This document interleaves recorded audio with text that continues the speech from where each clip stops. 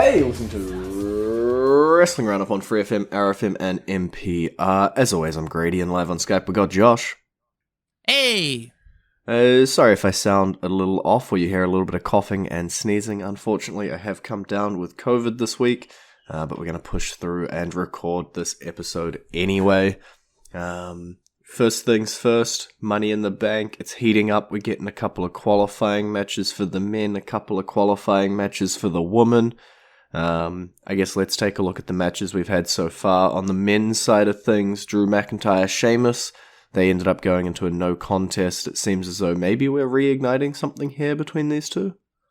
I'm not so sure on that. It just may have been a one-off match. But you definitely can't complain at getting Drew McIntyre versus Sheamus. No, ever. Always good. Yeah. Yeah. People still like Drew.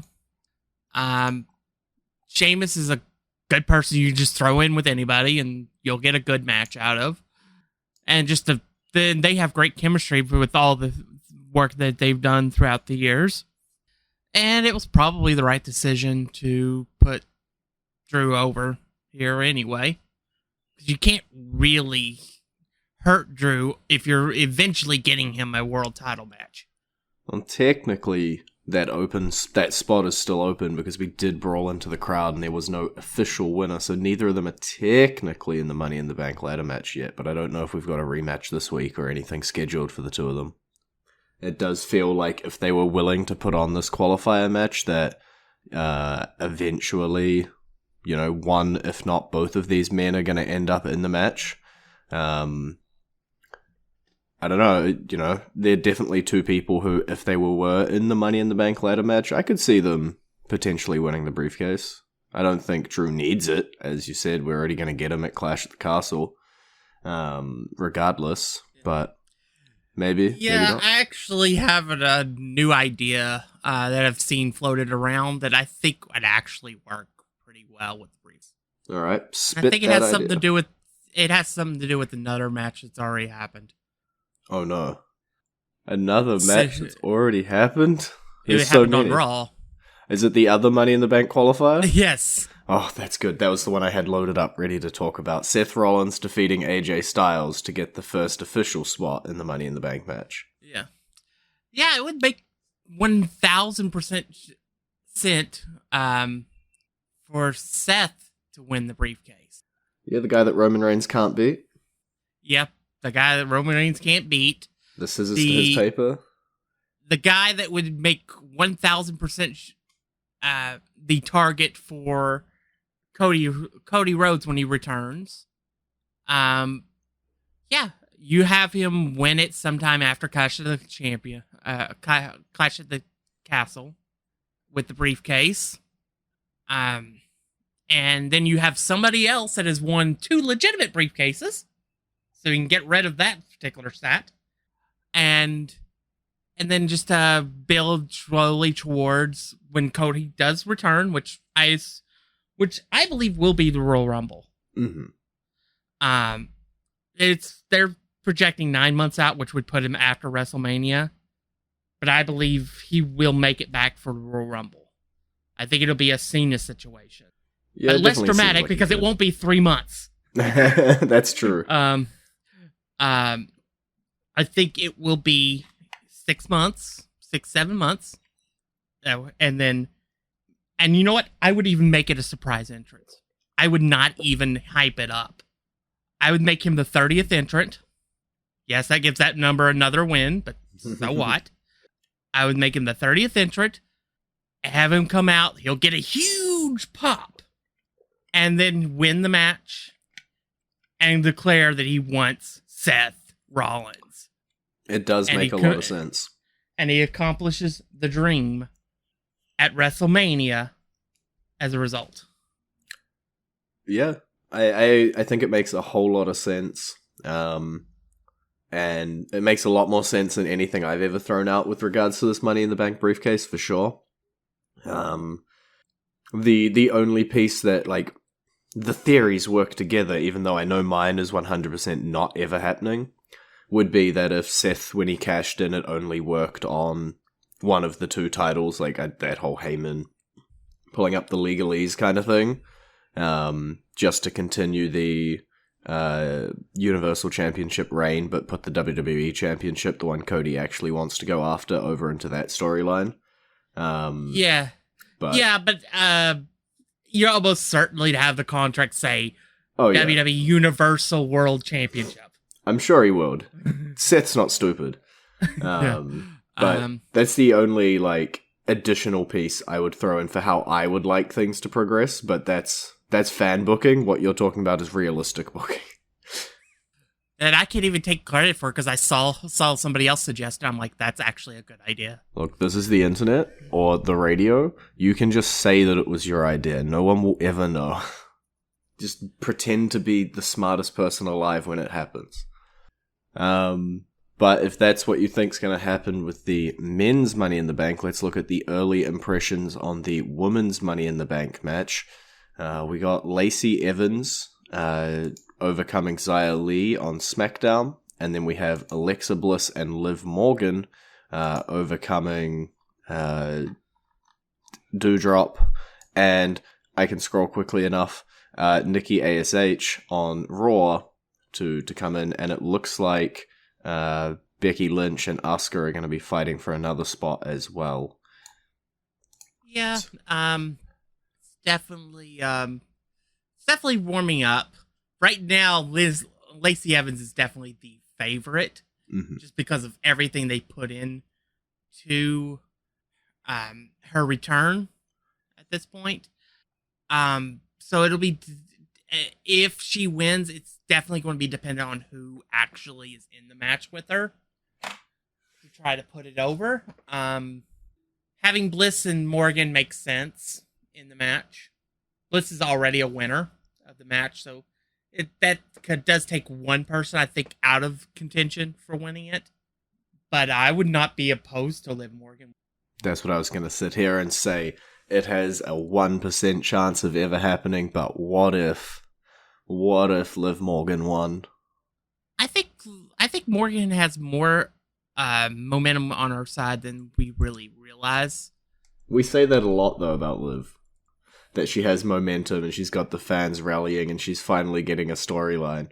We've said that a few times. But yeah, it's definitely going to be a matter of who's actually in the match, who fills out the rest of the roster for the match. But it's definitely a good start. Mm-hmm. And speaking of potential match for the another spot, Becky Lynch is just falling completely apart at this point. She looks more shoveled and just like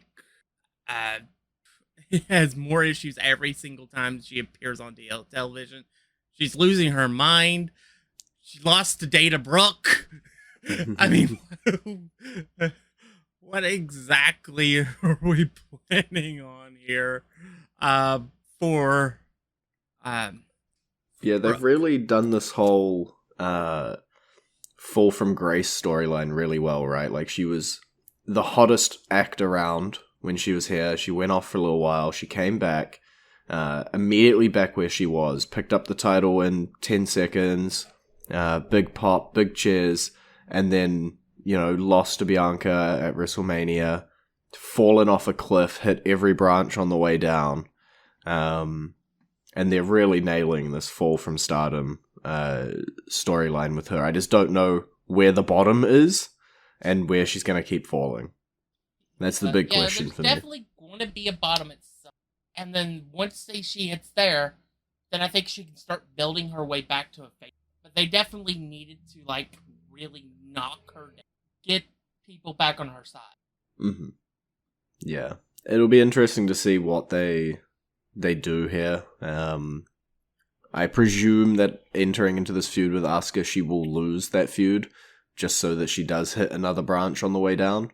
But we'll have to wait and see. Maybe they have different ideas. I found my segue to the song. Let's talk about this match. The Intercontinental Championship was on the line. Your boy Ricochet went up against the powerhouse Gunther. And unfortunately, your boy didn't have a lot going for him. Well, I said the second they actually did that title match, the title was changing. Yeah.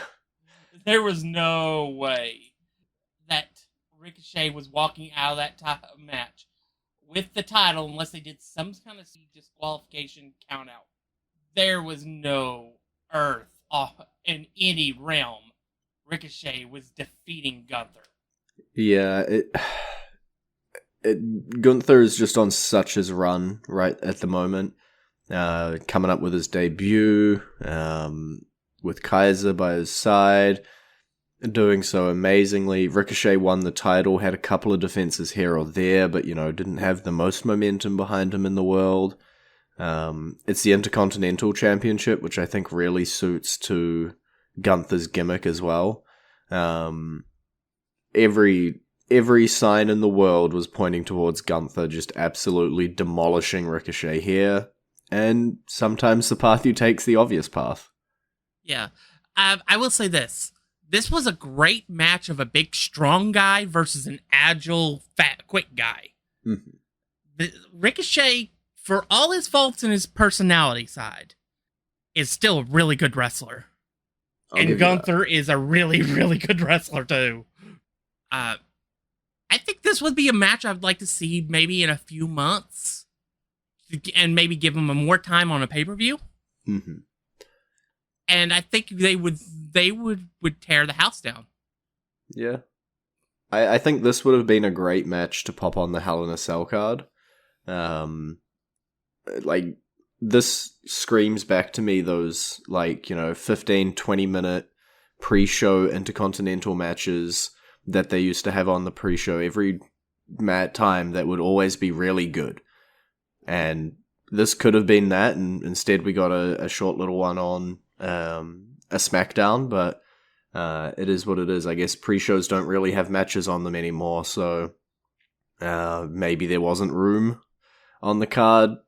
I don't know, shows are getting shorter as well for those pay-per-views, those special live events, so I don't really know what the direction we're heading with those are. But the important part is that the Intercontinental Championship is now around the waist of somebody who can't really be stopped. At this point, yeah. But there will come somebody who will be able to stand up to Gunther. It definitely won't take 800 days this time. But it will be fun to see where they go with with the ring general and the reign he has. And props for him for sticking it out even after having his name changed. Yeah. And he was rewarded with a main roster title. Yeah. We will see what the future holds for formerly known as Walter. But this was the segue I found. This match was for the Intercontinental Championship. Who is a star from the 2000s, 2010, no, I think 2000s, for WWE, who held the Intercontinental Championship, who loved apples? Carlito. There we go. Don't ask me why. Josh doesn't even know why he picked this theme this week, but it is Carlito's theme, and it is playing for you right about now. I spit in the face of people who don't want to... And you're back to Wrestling Roundup on FreeFM, ArrowFM, and MPR. I'm Grady, he's Josh. We got a couple more main roster things before we jump over to NXT. Mainly the fact that Riddle is getting his title shot against Roman Reigns.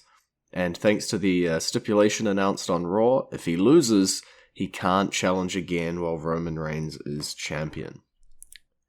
Which almost certainly means that the match is going to end in a disqualification or a countout. That results in Riddle winning the match, but not the title, which then gives us our match at the pay-per-view. Mm-hmm. Yeah, it does seem as though we're still heading towards Riddle Reigns at Money in the Bank. And as we keep saying, Orton Reigns at SummerSlam, and then later on down the line, Clash at the Castle with Drew. Those seem to still be the three next competitors, and personally I'm looking forward to it. Riddle Riddle in the spotlight has done amazingly well. You know, some people are going to sink and some people are going to swim, and this guy has been absolutely grabbing that brass ring and running with it. Yeah. We definitely, we saw everything ahead of time for, we saw all the potential. It was just a matter of, can people get away past his abrasiveness backstage for him to get any type of traction towards the main event? And then he started working with Randy Orton. And a man who's well known for his abrasive personality backstage. But is in such a state in his career that he wants to pay it forward now. Mm-hmm. And he matured. He matured, and I think he rubbed off a bit on Riddle, and Riddle has calmed down a bit. Yeah. As well. I think he is in a position where maybe next year it won't be such a far fetch for him to win the Money in the Bank. You're pitching now a full year and a bit in advance. Riddle wins Money in the Bank 2023. Well, I pitched it last year too. That's true. But because of circumstances that are outside of his control, with the fact that he's not even going to be in the match, he can't win this year's. And at this point, the Royal Rumble seems like the most predictable outcome in Rumble history, which, with the storyline, is going to be fine. He's not going to be able to win the Rumble, so I have to shoot my shot at maybe him winning the Money in the Bank next year. True. Well, we'll have to wait and see what the future holds for Riddle, because we know what the future holds for Theory, and that is a lot of blood and a lot of bruises, because he's decided to pee off the Almighty. Yep, definitely, probably wasn't one of the smartest decisions. How does Theory retain here is the big question for me. Or does Theory lose the title to Lashley at Money in the Bank, and then his match with John Cena is for not the title? Who knows? I guess if the match wasn't for the title, then there's a chance John Cena wins. Where if it was for the title, then you can't really have John Cena be winning that. I think there's got to be a way that he can somehow win the match, and it makes sense. Obviously, a straight up one-on-one match that's fair and everything. There is no world where you believe Theory can beat a former 2-time WWE champion. Oh yeah, he's at a loss. Yeah, but being a championship match, there are outs that they can give him to walk away with his title. That is true. Namely, he does have champion's advantage. Namely countouts and disqualifications. And then, you could still have him defend the title against Cena and have Cena put over Theory. Oh, you think Cena's putting over Theory? Cena's been more than willing to work with the younger talent and put them over. That's true. The last couple years. So, and I think Theory does matter a lot in overall storylines going forward, especially because he's only turning 25 in August. He's got a ton of potential, ton of time left in his career. I could see them easily putting him over Cena to try to further build a new star. Give him some more credibility. That makes a whole lot of sense. And talking about new stars, let's jump over to NXT 2.0 in the dying minutes of this episode. The merger between Tony's family and Legado del Fantasma has gotten a little spicy here. Tony's gotten himself injured. One of his lackeys has gotten himself released. And Legado already look like they're not 100% into this unification of stables here. It's getting rough for the family already. Yeah, the family's not doing so well. I do find it extremely funny that they did a clearly taped promo immediately after the day after releasing one of the people in the match in it. Mm-hmm.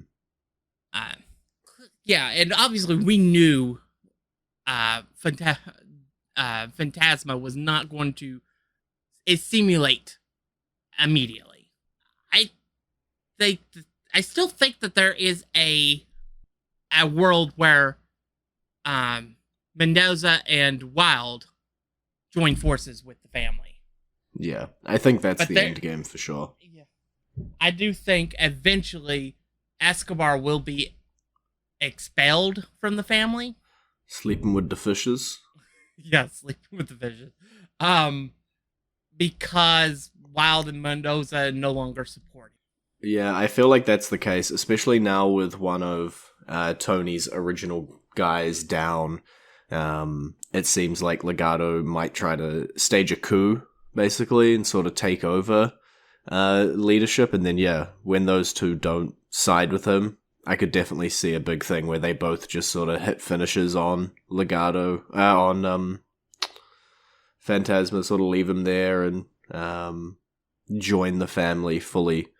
And I'd be interested in that. I feel like that would let him go off and do what he needs to do without necessarily a stable of people sitting behind him. Give him a bit of a face run, maybe. Yeah, it would be different. He's definitely the entire time been a heel ever since joining NXT, so it would be different to see if they could build him as a face. I was trying to see how long they've done this now.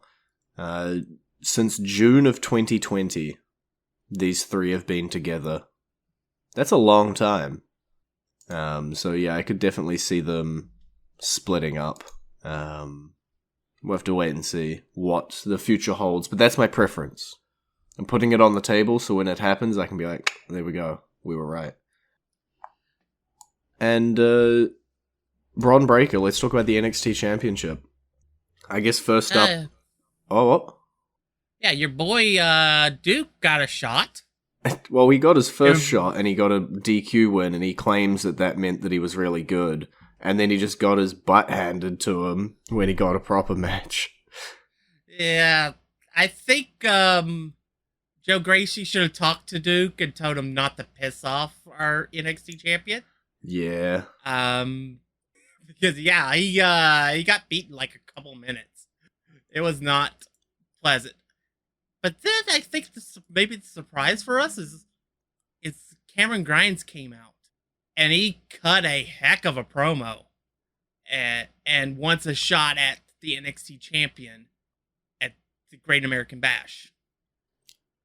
Yeah, it was not what we were expecting. You know, we had Apollo Crews come down. We thought maybe he was going to be the next challenger. We'd had a few people here and there doing other things. Maybe they were going to pop in. We thought Cameron Grimes was going to maybe go to the main roster. Neck minute, here he is, challenging Braun Breaker. Yeah, it seems that they've decided that they wanted to do some quote-unquote long-term storytelling with Apollo Crews going to help the tribal chief's cousin. Mm-hmm. It makes a little bit of sense, but I doubt that it was planned in advance. Yeah, it definitely was planned months before Siko actually signed a contract. Yeah. But it's a great story. And yeah, this is something I didn't expect. And it should be the best match of Braun Breaker's run as the top guy in NXT. Simply because he'll be working with Cameron Grimes. Yeah, it should be a really good one. I'm interested to see. They definitely have a styles clash for sure, but I don't think anybody's really matched Braun Breaker's style yet in matches against him, so let's keep racking up those wins. I doubt that Cameron Grimes walks away with the win here, though. Yeah, this may be also his swan song. True. Maybe he is heading to the main roster. He just gets one title match on the way out. Yeah. and then maybe introduced through a draft in August or something. Hmm. Even though that at this point wouldn't make a lot of sense. But yeah, I'm looking forward to it. I'm looking forward to seeing our boy at least saying, "Hey, I challenged for the NXT Championship." It's going to be an interesting time for sure. Look forward to seeing that match between the two at Great American Bash. And we are out of time, but I will just mention that the faces, Cora Jade, Roxanne Perez, and Indy Hartwell did manage to take out Toxic Attraction. We'll talk more, I guess, about that storyline developing into potential title matches at Great American Bash next week when we have a little bit more time. It's been great talking to you. Bye, B. You can visit our Facebook page, facebook.com/WrestlingRNDup, or our Twitter page, twitter.com/WrestlingRNDup, or our YouTube page, youtube.com/WrestlingRNDup. And we will see you next week.